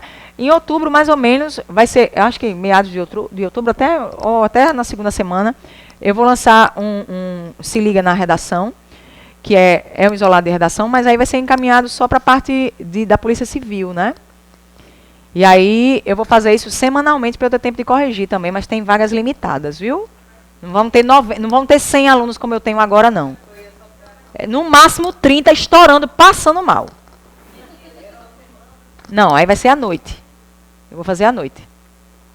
Final de semana não dá, porque já tem muito isolado no final de semana, as salas já estão quase lotadas de aula, então eu vou fazer à noite. Eu nunca tinha feito isolado à noite, o meu sempre rola à tarde, aí eu vou fazer uma vez na semana, à noite, na segunda-feira, pronto. Não vou nem botar na sexta, porque senão o povo diz, é sexta, porque tem pobre que é feliz só na sexta-feira. Não quero atrapalhar a vida de ninguém, né? Eu sou em qualquer dia, mas tem pessoas que são só na sexta-feira. Porque eu trabalho no sábado e às vezes no domingo, porque a sexta tem que ser o dia, né? Não, nesse semestre não. Porque eu vou terminar o meu ainda segunda-feira. Aí eu vou terminar praticamente em outubro. Aí para eu lançar outra, eu preciso de uns 15 dias para frente, aí eu não vou entrar Natal e Ano Novo fazendo isso não. Porque aí as pessoas tendem a se perder muito. Dezembro é um mês de ausência para estudo. A não ser que tenha um edital para janeiro, fevereiro. Aí a história muda. PRF e tal. Se tiver, nós estamos trabalhando com a possibilidade remota de. Se tiver, pode ter certeza que estaremos aqui. Se tiver, beleza. Tá? Isso aí sem problema. Vamos para a segunda parte. Vou mostrar uma coisinha para vocês importantíssima. E aqui eu vou só comentar com vocês. Tá? É o seguinte. Pessoas, aí tem uma proposta de exemplo do CESP. Certo? Eu quero que vocês percebam o quão diferente é essa construção. O quão essa construção ela trabalha com uma análise de texto que ela é um pouco diferente do que vocês vão aí ver em outras, tá? Primeira questão que você vai prestar atenção. Você está vendo o pequeníssimo texto motivador que você tem aí? É pequeníssimo mesmo. Olha o que é que ele diz. Você tem aí esses exemplos, toda a prova do CESP tem isso. Nessa prova, faça o que se pede, folha definitiva, respeite o limite máximo de 30 linhas, tal. Se você escrever menos de 25, zera. Viu? Menos de 25, tchau. Tem uns que já definem com menos de 20, entre 20 e 30, menos que isso, zera mesmo, tá? E aí eles definem isso no edital, ok? Não está aqui dito. Olha o texto que é que ele fala.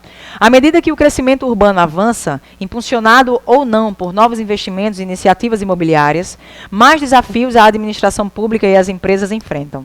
Atualmente, não são as migrações as responsáveis pelo caos urbano das metrópoles brasileiras, e sim a falta de políticas públicas que freiem o inchaço habitacional. Exemplo clássico é a escassez de políticas habitacionais e de atividades econômicas que criem postos de trabalho próximos às moradias, visando descentralizar essas atividades para os anéis externos das cidades, as quais, ao evoluírem e ocuparem os respectivos territórios, tendem a manter concentradas as atividades sociais e econômicas, o que alonga os deslocamentos diários dos trabalhadores em razão do congestionamento do tráfego. O que é que você está falando aqui? Existe um processo que nós chamamos de... Já ouviram falar em êxodo rural, não já? Toda a construção que você tem de urbanização principiou-se com o êxodo rural, década de 30. Mas existe um efeito contrário na modernidade que nós chamamos de êxodo urbano. Que é nós sairmos para morar nas cidades próximas. Fugindo de quê? Poluição, trânsito, violência. E eu vou e toda a população brasileira vai junto comigo. Porque eu não tive essa ideia sozinha. Eu não moro sozinha num sítio em Parnamirim, numa granja. Eu moro num condomínio que tem outro condomínio vizinho, que tem mais outro, que já está no 7, no 15, no 21. Parece um complexo penitenciário, né? Todo mundo junto. Você saiu em busca de paz, tranquilidade, 6:30 da manhã você sai de casa e vai trabalhar às 9. Por quê? Todo mundo fez a mesma coisa que você fez. Então, o êxodo urbano trouxe problemas. Primeiro, falta de políticas públicas habitacionais, com os problemas de saneamento, com os problemas que você tem, por exemplo, da chuva, aí você tem ruas que são intransitáveis, e eu estou falando especificamente na minha área, na minha região, na minha comunidade, que as vias ficam assim intransitáveis, mas não precisa ir tão longe, é só ir na Ayrton Senna, antes do Favorito, que tem assim uma lagoa, ela é uma lagoa perene, né? Ela é eterna. Quando chove, fica mas nenhum administrador municipal resolve aquilo ali. Porque não quer. Porque você poderia ter uma galeria ou uma lagoa de captação, escoasse a água e resolveria. Mas aqui é uma cidade que não foi planejada para chover. Então, mas chove. Mas as pessoas acham que nunca vai chover, porque aqui é Nordeste, não tem que chover muito. Quando chove é para matar, né? Mas as pessoas não querem fazer isso porque demora muito. E outra, eu não vejo, né? Eu tenho que ver. Aí é uma ponte, aí é um viaduto, porque eu tenho de ver a obra. Se for embaixo da terra, como agora o saneamento, as pessoas vão esquecer. Mas vamos ver o que é que acontece. Aí olha o que é que ele diz. Considerando que o fragmento do texto acima, olha o que é que ele fala, tem caráter unicamente motivador. Unicamente é único, viu? Único. Unicamente motivador, redija um texto dissertativo. Olha, eu vou ficar aqui, ó. É só isso. Eu não vou defender ideia nenhuma, eu vou ficar só aqui. As provas do CESP, tendenciosamente, ficam aqui, ó. Nessa construção. Por quê, Séfora? Vou lhe dizer por quê. Acerca do seguinte tema. Olha o tema em destaque.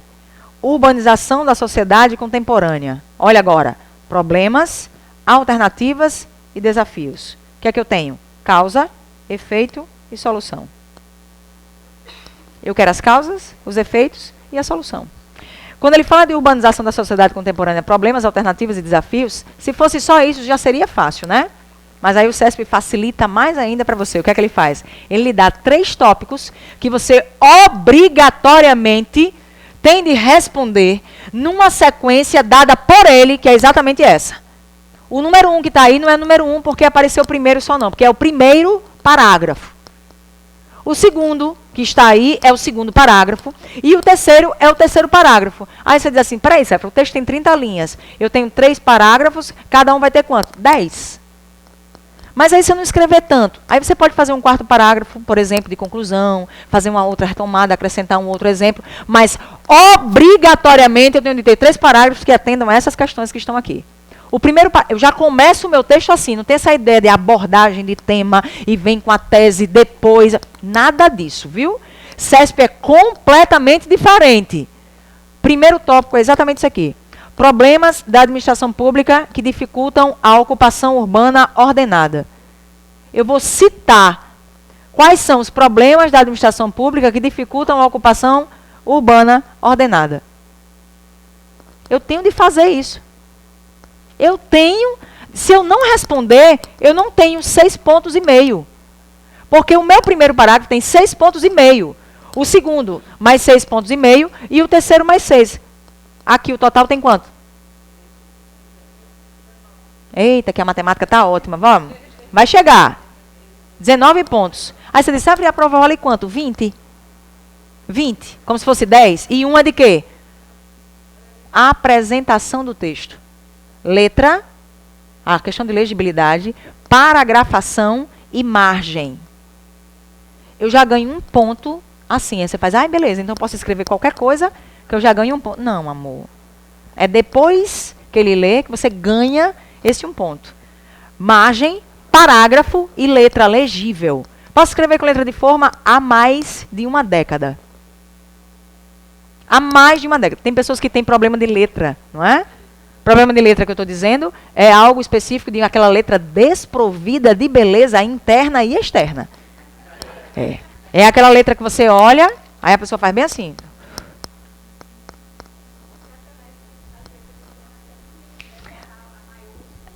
Não é nem maiúscula, é a maior, porque todas são maiúsculas, né? Então é uma maior um pouquinho, mas não é caixa alta. É um pouquinho maior, só para diferenciar. Só, é isso aqui, ó. Entendeu? Pronto, é isso aqui que você faz. Só isso. se você escreve com letra de forma. Pode escrever até a morte, porque você está facilitando. Agora, quem tem letra desprovida de beleza, aquela que parece assim um hieroglifo mesmo, aquelas pinturas de parede, rupestre, você olha e faz bem assim, ó, menina, quem foi? Os maias, os astecas, aí... E a pessoa ainda diz, ó, diante da urbanização, no processo que você tem ao longo do processo... A professora está aqui, tem que trazer um tradutor. Não tem. Tá lá, mas ele escreveu. Amor, não entendeu o corretor, o que é que ele faz? 0. Tchau, PT saudações, vamos para a próxima. Tu acha que ele vai ligar para tu, é? É. Larissa, por favor, sua letra aqui na linha 4, acompanha aqui comigo. Vamos lá, eu espero. Claro, tá tudo bem, sua mãe, como é que tá? Não tem que fazer. Aí, olha só o que é que você tem. Problemas da administração pública que dificultam a ocupação urbana ordenada. Quais são esses problemas? Falta de planejamento, o que é que acarreta? Me diga um problema.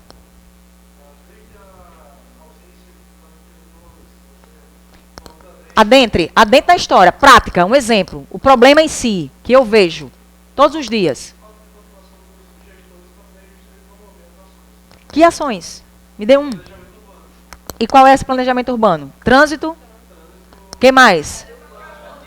Demarcação de terra, construções irregulares, ruas estreitas, a ocupação que você tem de prédios, tomando conta de uma avenida. Vamos lá para Maria Lacerda? No início, quando você vem da Leroy, certo? Entrou na Maria Lacerda naquela curva acentuada que passa um carro. Você vem numa BR reformada, 4 faixas, 4. Quando você entra na Leroy, 1.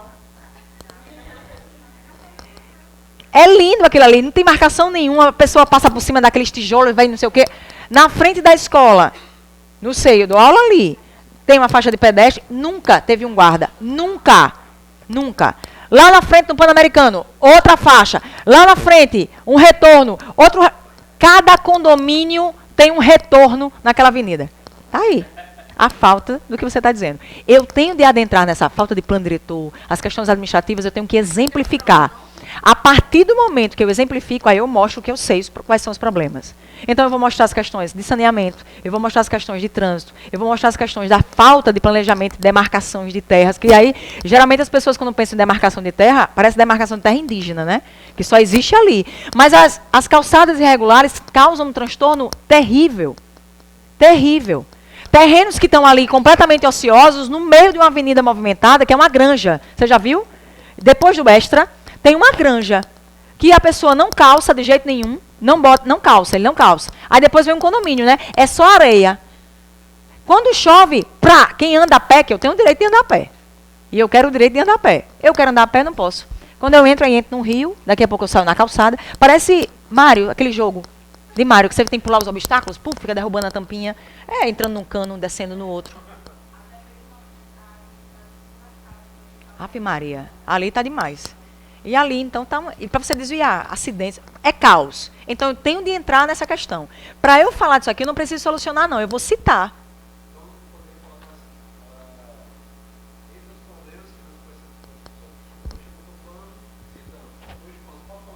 Não precisa enfatizar descritivo, não. Não. Eu adentro logo na questão. Por exemplo, se você diz aqui, os problemas da administração pública que dificultam a ocupação urbana ordenada. Eu sempre começo o texto, Séfora, sempre começo o texto com um elemento coesivo temporal ou espacial. O que é que eu estou mostrando? Nos últimos 10 anos, na sociedade brasileira ou no Brasil, os problemas foram triplicados devido à falta de planejamento, certo? Devido à falta de planejamento da administração pública em relação à ocupação urbana. Construções de prédios, imóveis de formas diversas. E os problemas vão... Aí eu vou citar.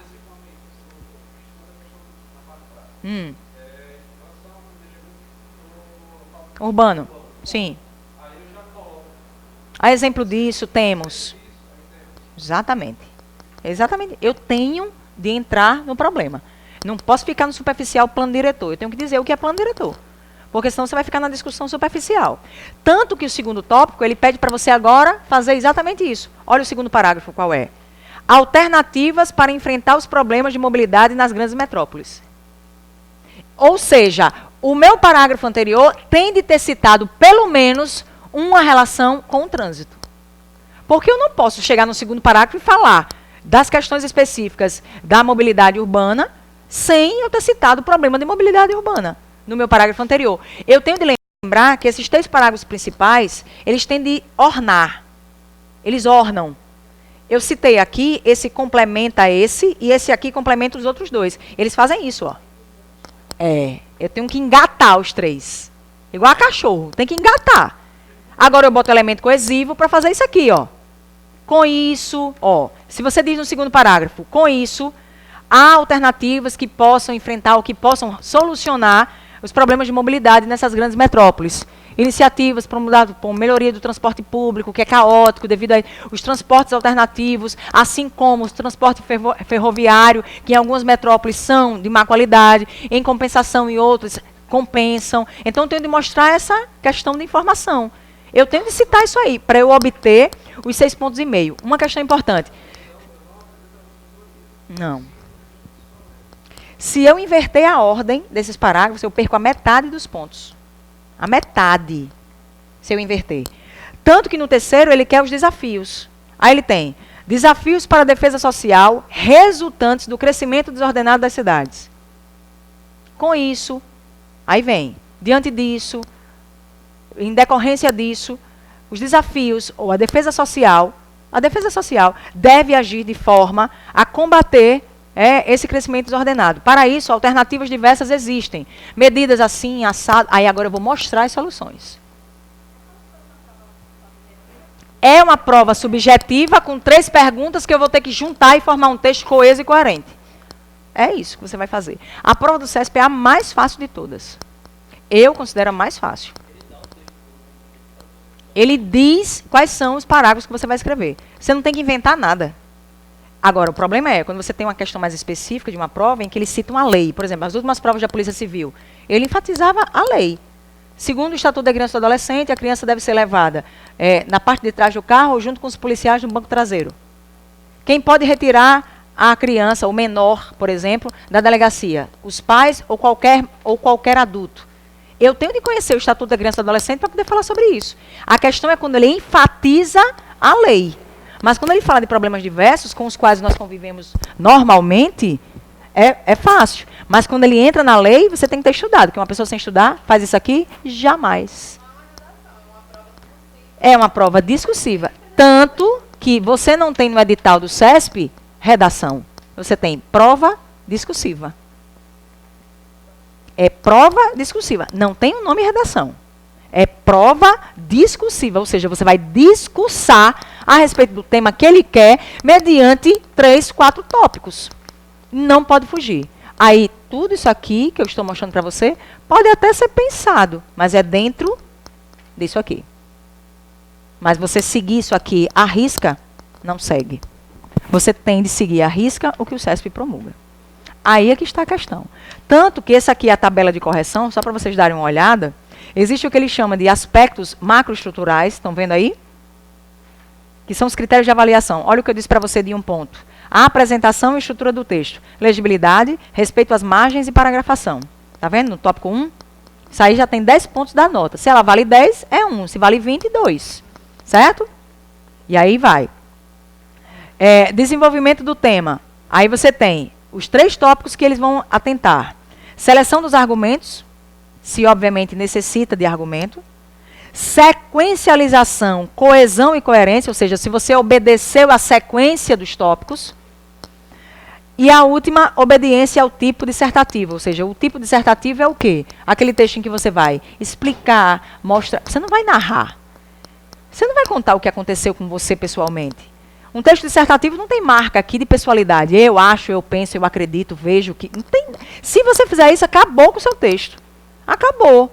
Acabou. Aí vem agora os aspectos microestruturais. Pessoas, isso aí é marcado com um pontinho, viu? Tem pessoas que ficam devendo nota para o outro concurso.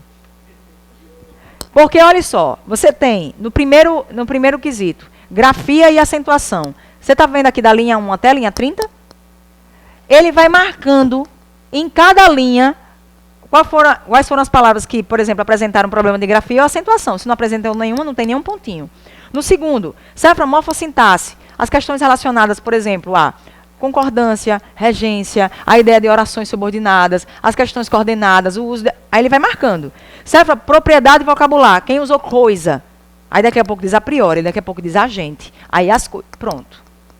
Use na... Marca de oralidade, tá? Aí estamos, aí faz assim, tando. Tando mata a pessoa, né? Tando matou. E tamo é pior. Nós estamos, aí lascou de vez. Uma faixa etária.